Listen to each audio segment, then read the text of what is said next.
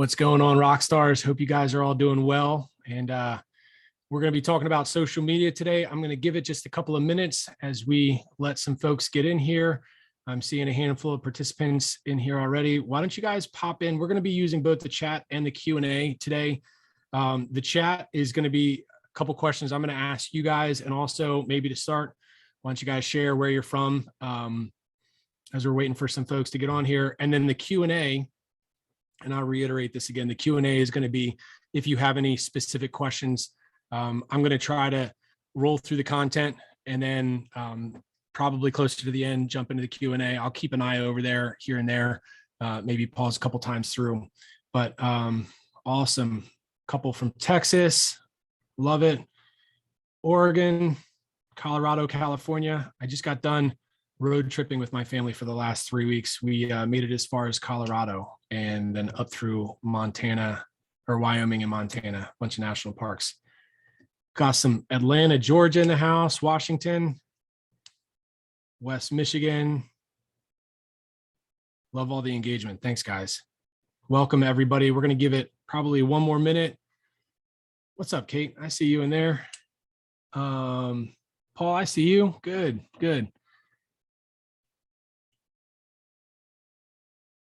Lots of you guys in here today. I'm excited, real excited.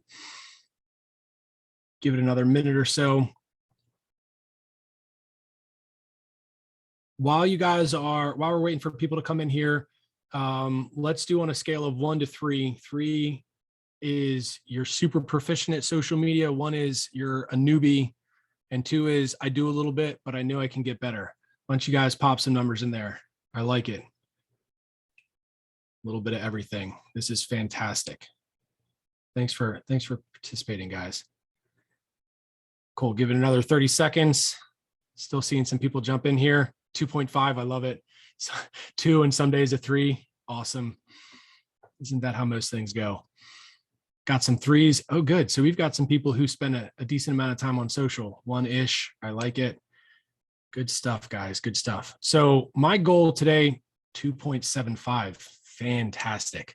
All right. So if I'm accomplishing my goal today, it's going to help every one of you guys get to that next level with social media. And for some of you guys, I understand I'm at the early stages, and I've been hearing from either Coach or Tom or the world of real estate that I need to be in social and do more and get more engagement. And for quite a few of you guys, if you're 2s and actively on there, that's amazing. We're hopefully going to help push you to more confident, maybe some new strategies. And if you're already 3, then hopefully we'll just give you a couple strategies that you can take. And I've got a couple ideas, especially if you're relatively efficient or super efficient, that's going to help you take what you already know and maybe serve some of your community. Think other business owners. We've got a couple of our coaching clients who are currently working on that and getting some really good traction with just new engagement. So going to go ahead and kick this thing off. Good morning. And I hope you guys are all well today.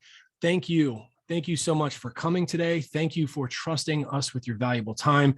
Thank you for allowing me to speak some life and love into this part of your business called social media.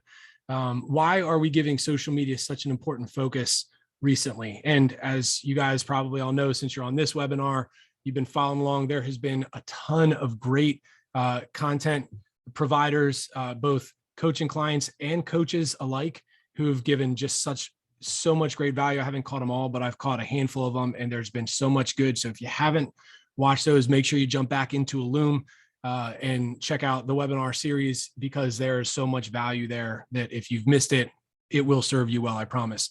So why are we giving so much important focus on that? It's multiple reasons. Awareness to you and your business, trust. It's a trust builder. It's a conversation starter. There's nothing like walking into the supermarket and have somebody walk up to you and pick up the conversation that you would start on social.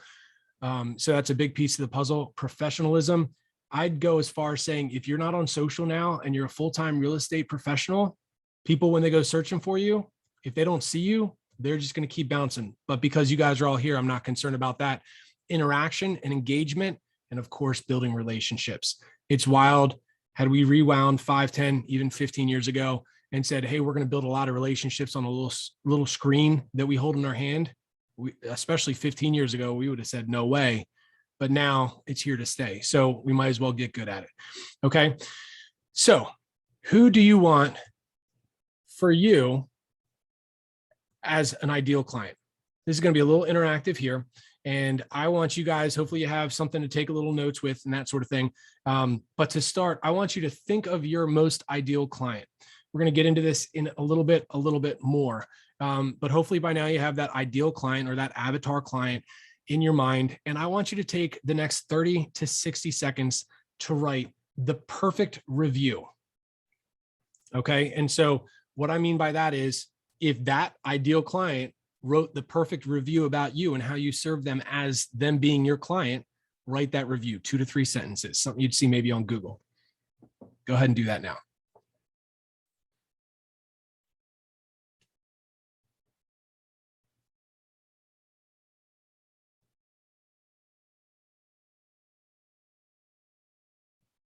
As you guys are finishing up, just pop some dones in the chat box.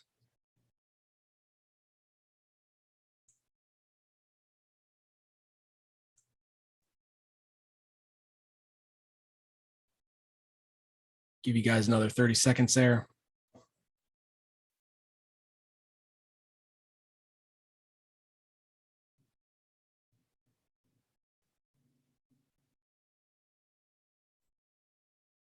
Go ahead and type in done when you guys are done writing that review of yourself. All right, first one's in. Perfect. Give you guys another 15 seconds to wrap that up.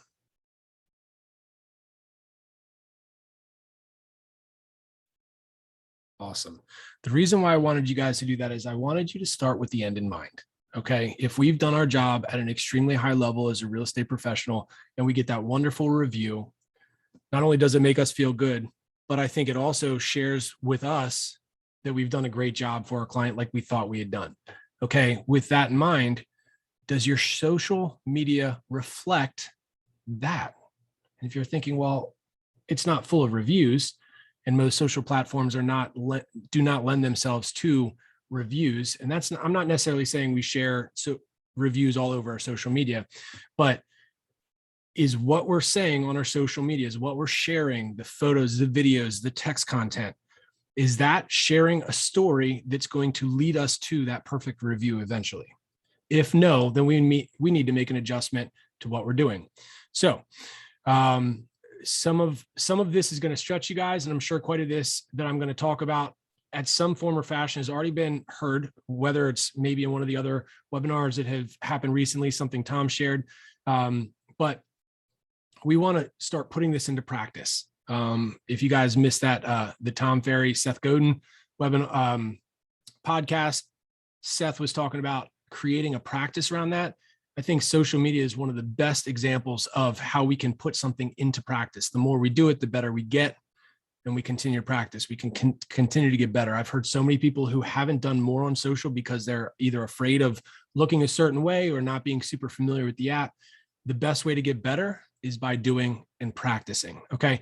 So the biggest thing that I can encourage you with over the next 15, 20 minutes is listen with the intention of what will I personally put into practice from what we talk about. You've got to do this. We've got to take action. All right. So what do I post and what not to post? All right. We're going to start with the not to post. And if you've heard me talk before, you've probably heard a little bit of this. We're not going to just post homes, and we're not going to just post how great you are. The reason why we're not going to post just homes is because it's going to feel a bit like spam. People are going to glaze over it. They're not going to know who it is or who you are. And we're not going to get engagement. If we have no engagement, what's the point, right? Also, not just how great we are, such as I sold a home, I listed a home, I got an award, I have an open house. I'm not saying we're never going to post that stuff, but if that's all we're posting, again, that's going to start feeling like spam. It's going to be all about me, all about me, all about me. And the more we can make it all about that ideal client that we talked about, the more we're going to get those ideal clients to engage with us. So what do we post about? I like to think of it as 3 pillars, especially if you're struggling to figure out what your content is going to be. So in those 3 pillars, for me, it's going to be homes, family, and some fitness. That's morphed a little bit. But homes, it's what I do. I want to bring awareness to it. Family, we've all got one, so it's relatable. So think date night, new puppies, camping trip, kids sports, whatever your hobbies might be, real life stuff. That's where a lot of the engagement's going to come from. Okay. So as you share your personal, family, whatever that might be for you. And I'm not saying you have to do these three things. I'm just saying my 3 buckets that I've filled are the family, the homes, and the fitness. And the fitness, we all have a body. We should take care of it. So when we talked a minute ago about who's your ideal client, some of you guys are thinking first-time home buyers, maybe transitional buyers, maybe empty nesters downsizing. When I think of an ideal client, I'm thinking of somebody who runs a Spartan race or somebody who's a CrossFitter, because when a Spartan or a CrossFitter needs to buy a home, I want to be the realtor that they think of. Okay. So my ideal client will be somebody who I already have something in common with. So even if it's a referral and I don't know them, we can probably talk about some Spartan race that we suffered through together, even though we didn't know each other at the time. Does that make sense? So with all of that being said, we want to keep the 3 buckets in mind. We want to rotate through again, so that it's not feeling like spam. And we want to share what we have going on in our lives. All right. So again, you're going to talk about, your three things that are important to you, homes being just one of those 3 things. And in the homes piece, remember how I said, we're not going to just talk about how great we are. I'm not saying don't share when you've got a new listing or a just sold home or a whatever that is, but make sure that you're also bringing and adding value. We hear keeping current matters all the time. And I see a lot of realtors post the keeping current matters. That's a great starting point, but don't stop there. Share the keeping current matters and then jump in your face forward. Jason Pantana posted on this yesterday. It's got to be your face on video, regardless of how you feel. Jason, I love that post. Jump in and share why that keeping current matters to your client, that ideal customer in your local market. Does that make sense? So keeping current matters is typically pretty broad. Bring it down to your local city, town, neighborhood. Okay. Say, this is how this impacts you, and let it be your opinion. Let it be your flair. The more you're able to share that sort of thing, people see a graph, and if they're not really caring about homes right now, it doesn't really matter to them. But if they see the graph and they hit the next button over on your story, and then they see you talking, they may stop for a moment and they may start listening. And even though they may not be in the market for a home, the more they see that happen, when they hear of somebody who is in the market, guess what they're going to do? They're going to refer you. They're going to hear that friend who's saying, I'm thinking about buying a house. And they're going to say, you got to talk to fill in the blank with your name. Okay. So that's what we're going for here. But again, we want to share the other good stuff that we have in our life as well, because if people are moving every 10 years, that means they're probably not thinking about moving for 7, 8, or 9 years. So in those blocks of time, if all you're doing is talking about housing, you're probably going to, again, lower that engagement with them. Okay. So as we're going through here, a little bit more that I want to get into with you guys. I have another question. Why don't you type into the comment box your favorite HGTV show or home related show? Kind of curious what you guys say.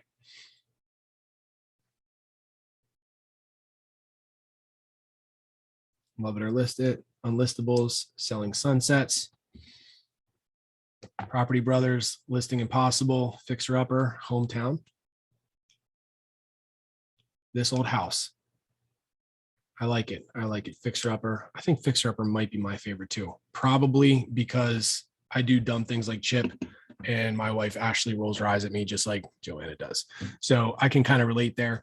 So the reason why I asked you guys to do that, every one of us, even if we're not watching a lot of TV or watching a lot of HGTV or homes, we are at least familiar with one of them. And it's because it's on a screen and it's getting talked about, and oftentimes it'll catch our eye and we'll spend a little bit of time in there. Okay. Why not become that for your local community? And I'm not saying you need to go start a Fixer Upper show, but one of my coaching clients, I thought this was so good. She was selling a home out of state, and she had to do some light rehab because it had been rented for a few years and it had been a little bit beat up. And so she had to hire contractors. She had to hire an agent because she wasn't licensed in the state where she was. She actually had to fly down a few times to make sure that the contractors were doing what they had to do. She got more engagement on her social media because she was sharing what she had going on in that world. What a thing. And it's cool because it's not, hey, I'm trying to sell you a house, or hey, I'm trying to help you buy a house, but it created a ton of engagement. A lot of people saying, oh my gosh, I see what you got going on, or oh my gosh, I feel your pain. We just rehabbed the house. And she jumped into the DM and had a lot of great, meaningful conversations. And the best part is she understands the power of leveraging agents all over the country because she's got a lot of friends all over the country, and she's starting to refer people and getting a lot of engagement that way. So that's a good example. Another good example is any of these folks, seeing a few more names of shows on here, which is great.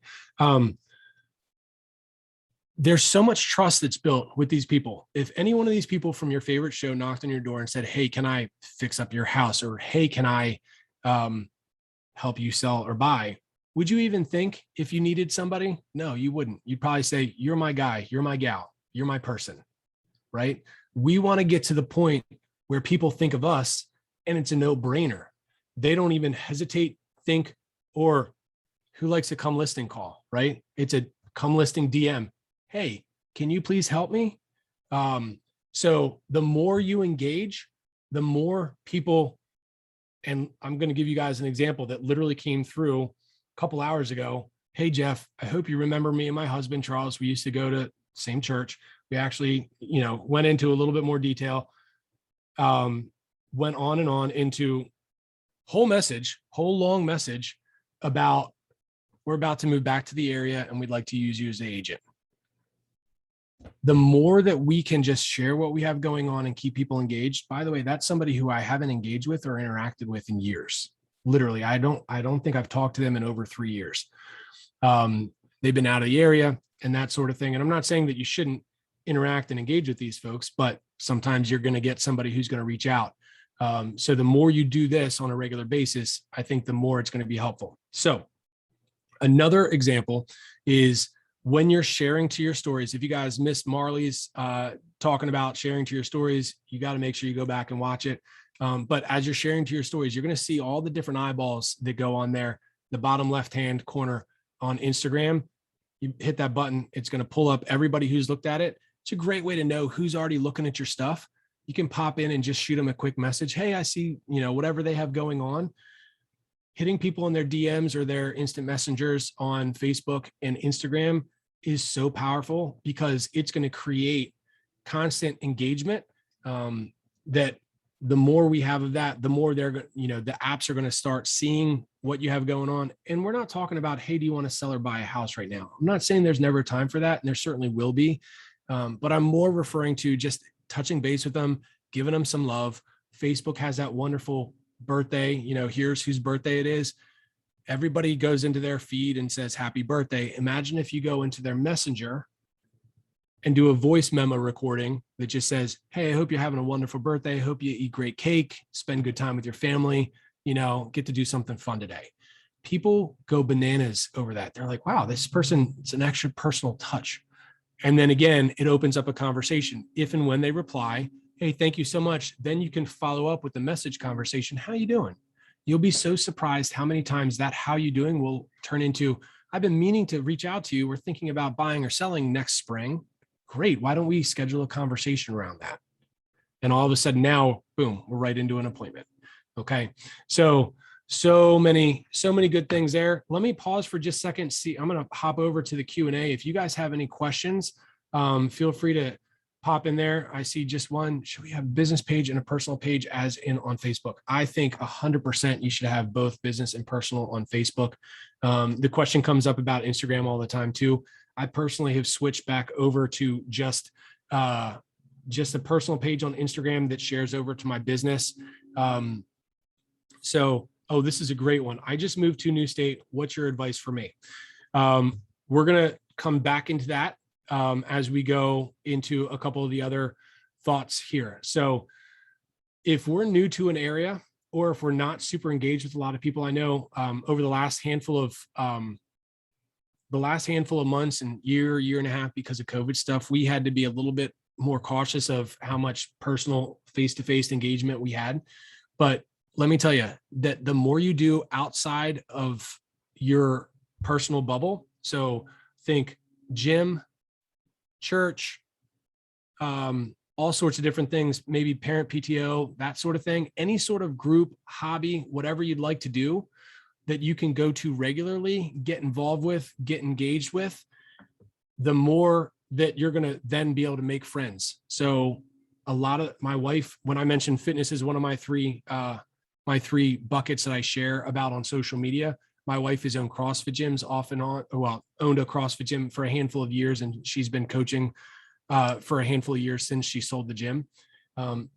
I would say somewhere in between a third and a half of my clients over the last year have been people who I've met directly because of gyms that she's coached at. So I would go and I'd take some classes at the gyms, and we're not talking about a gym that you go in, you put on your beats, and you literally don't talk to anybody while you're there, because that doesn't help you engage.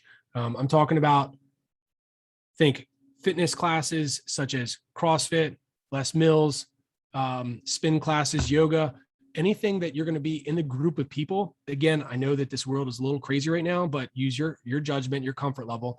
But if you're able to connect in a group of people, the gym that I currently go to, they share on Instagram almost every day, half a dozen of their members. I happen to get shared 1 or 2 times a week, which is awesome because it's something that I get to reshare back out. And it's just more eyeballs, more connection, more interaction and engagement. People don't always like it or heart it or comment on it, but I know that it's getting seen. Does that make sense? So if you just move to a new area, big advice for that would be get engaged and get plugged in. Is pretty important. I'm looking at a couple of the questions here.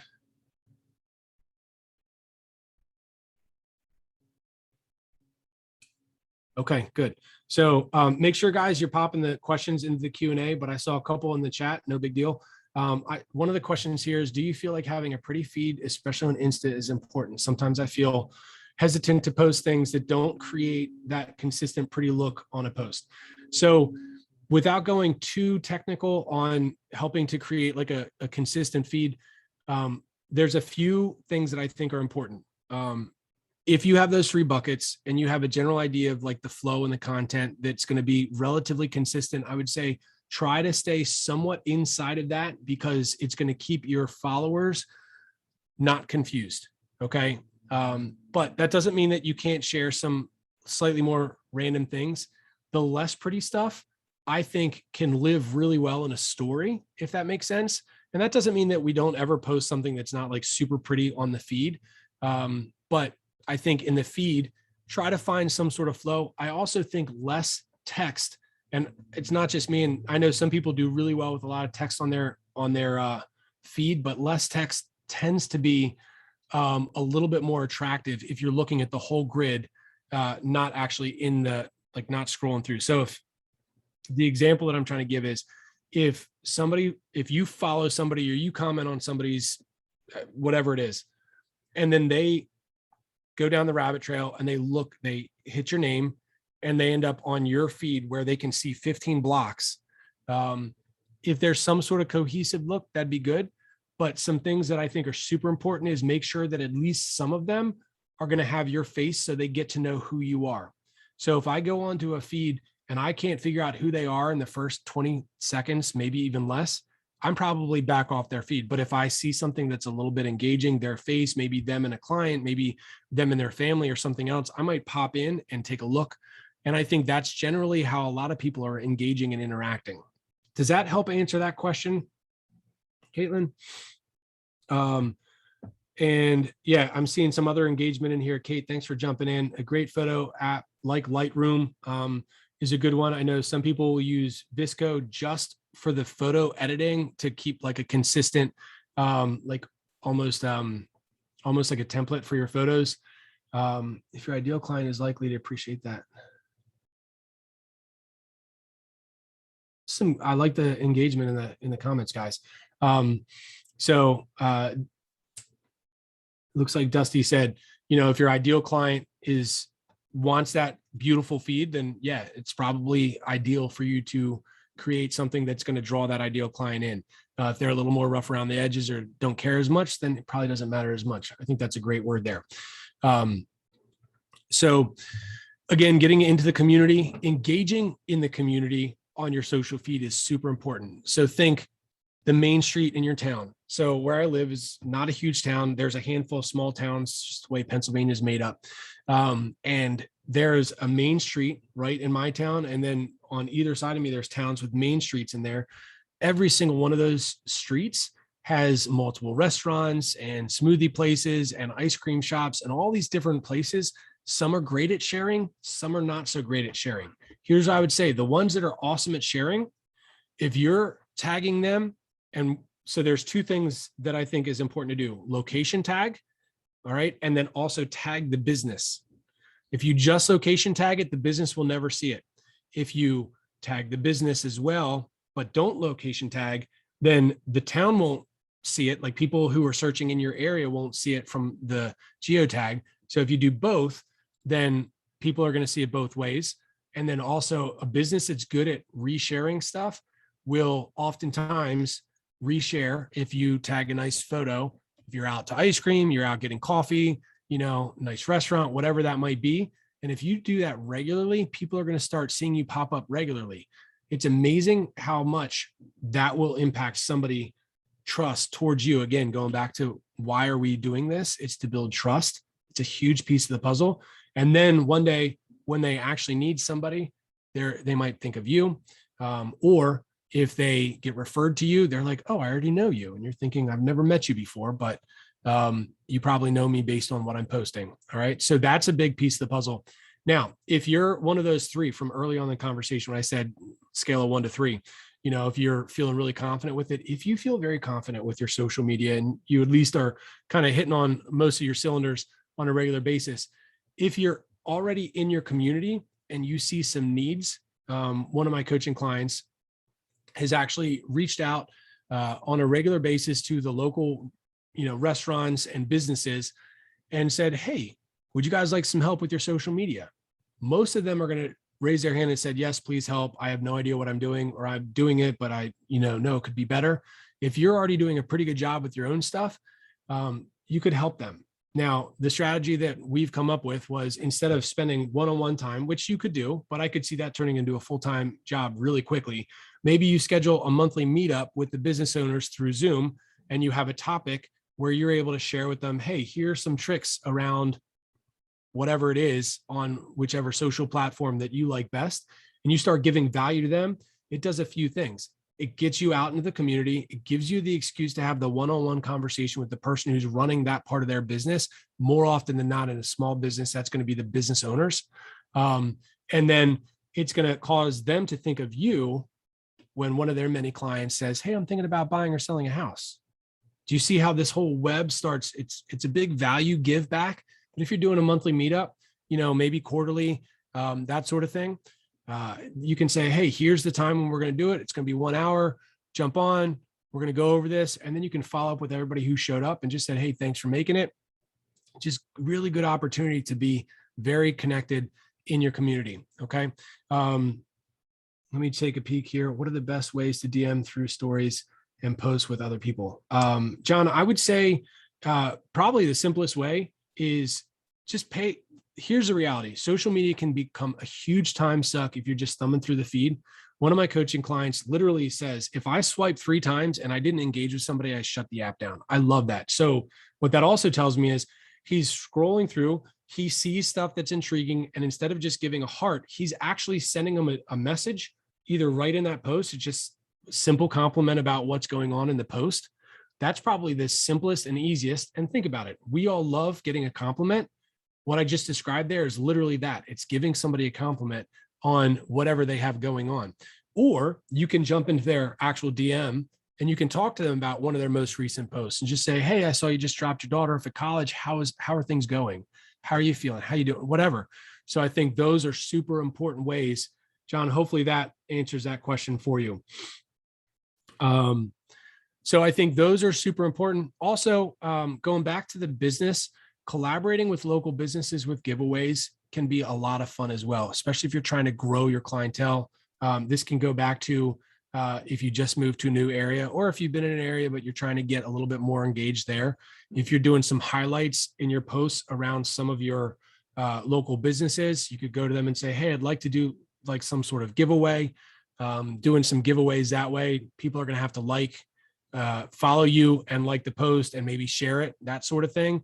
And then you could give away $25 gift card to the local coffee shop. Just a fun way to get people engaging, comments. So collaborating with those local businesses gives them love, gets you exposure, gets you in a conversation with a business owner. And think about it. If there's a couple dozen local businesses in a smaller town, there's a lot of opportunity there. Imagine if you're doing one per month, one every other week. People start expecting this fun stuff. If you're doing like a little bit of a highlight video around that location, you could pair the two, highlight video. Oh, and we're going to do a giveaway. Make sure you're sharing this content. So that's a lot of fun. One last one I want to touch on that hasn't been talked about much that I am aware of is Instagram guides. I'm not even sure if it's in everybody's Instagram yet, but you do a little bit of YouTube homework and you'll be able to figure out how to use Instagram guides. But Instagram guides can be an excellent way, again, to engage and include a number of different things. And you can literally be a guide for just about anything. But I think in our profession as realtors, being the local expert, also being able to share with people all the good things that are happening around town, you could be a guide, I know summer's almost over, but a summer 2021 local guide for your town, and then share all the events that are happening. That's reshareable content, and it lives in another area on your Instagram feed. But it's stuff that you can push out to your stories, doing guides on local restaurants, local breweries, local coffee shops, local ice cream shops. You could have a guide for each one of those. And it's a really great way that can do that. Do you recommend IDX feed for Facebook? If so, should we add it on business page or personal? I am not going to get into IDX conversation on this particular. That might be a more specific question directly to your coach. There's a lot more that goes into that. So I'm sorry I'm not being more helpful on that, Lana. But I don't know if there's enough time to get into that right now. I'm just about at the end of what I wanted to share with you guys today. Hopefully you guys have found some good value here. Do we have any other questions that I can serve you guys with?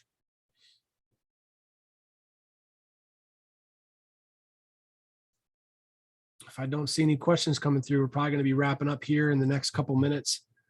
Yeah, thanks for the feedback, guys.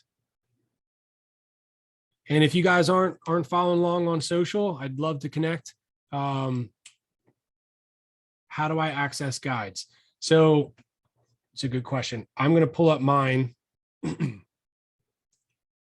right on here. So in your feed, you've got your grid, your reels, your stories. Mine happens to have the guides right next to it. So in your guides, then it's going to come up similarly. Sorry that I don't have a better screen sharing way. I have heard, and this is a little bit ago, that not everybody has the ability for guides. If you shoot me a message on Instagram, I can send you a video that has helped a couple people get the guides up on their feed if you don't have it. So hopefully that helps, Lori. Awesome, guys. Thanks for the positive feedback. Please let me know if there's anything that we can help you with.